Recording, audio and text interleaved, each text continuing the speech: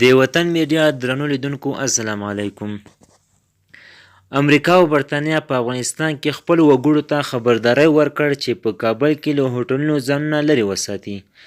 دوستانو ویډیو تر پای وګورئ. که چېرته مو چینل نه وي سبسکرایب کړئ چینل هم درسره سبسکرایب کړئ. امریکا او برطانیه په کابل کې خپل وګړو ته خبرداری ورکړ. د هیوادونو په ځانګړي ډول د سرینا هوټل یادونه کړې چې تر ډیره یې میلمانه بهرنیان وي. د امریکا د بهرنیو چارو وزارت نن سهار په یوه اعلامیه کې وویل هغه امریکایي وګړي چې په سرینا هوټل کې دننه یا ورته نږدې اوسي باید د امنیتي ګواښونو له کبله ژر تر ژره له هغه ځایه ووځي. بل لورته د برطانیه د بهرنیو چارو وزارت هم نن خپلو وګړو ته سپارښتنه کړې چې د امنیتي خطرونو د زیاتېدو له کبله په ځانګړي ډول د کابل په هوټلونو کې له استوګنې ډډه وکړي. دا خبرداری داسې وخت ورکول کیږي چې د اسلامي دولت ډلې یا داعش پر افغانستان د طالبانو تر واکمنېدو وروسته د ځینو خونړیو بریدونو مسؤلیت منلی دی. بلخوا امریکا قطر کې د اسلامي امارت پلاوي سره خبرې صادقانه او مسلکي وي.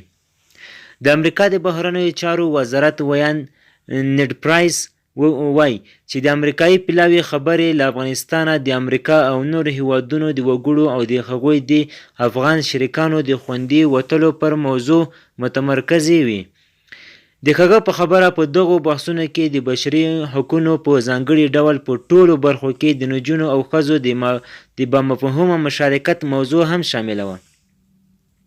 نوموړي زیاته کړه دواړه لوریو او له افغانانو سره په مستقیم ډول د امریکا د بشري مرستو د رسولو په باب هم خبرې وکړي.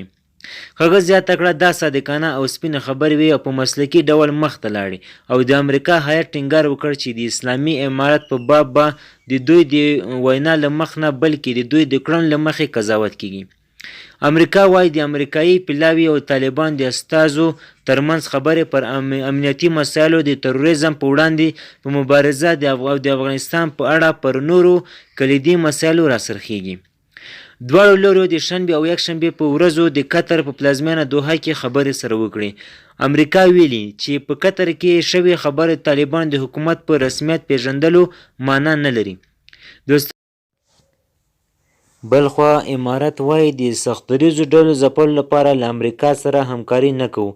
اسلامي امارت وایي په افغانستان کې باید د داعش او نورو سختدریځو ډلو پر ضد او ځپلو لپاره له امریکا سره همکاري ونه کړي. د امارت د سیاسي دفتر یو ویان سهیل شاهین وویل دوی به پخپله داعش وځپي.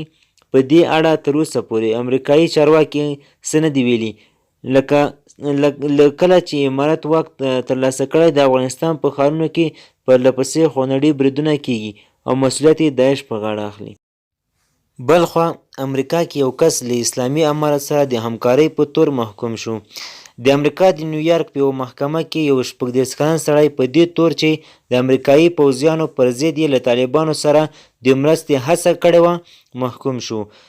پر دلاور محمد حسین تور پورې شوی و چې د تروریزم د ملاتړ لپاره یې امارت ته د موادو وسایلو او پیسو د ورکولو هڅه کړې ده.